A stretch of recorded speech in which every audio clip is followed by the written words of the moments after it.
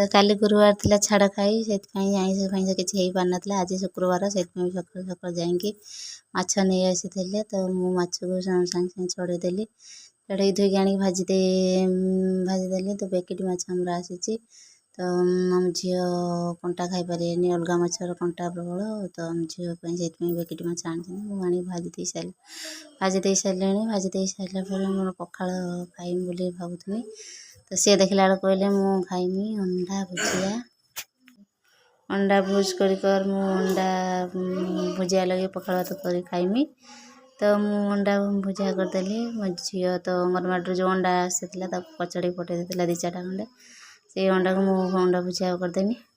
तो अंडा भुजिया कर सारापर पखाल दे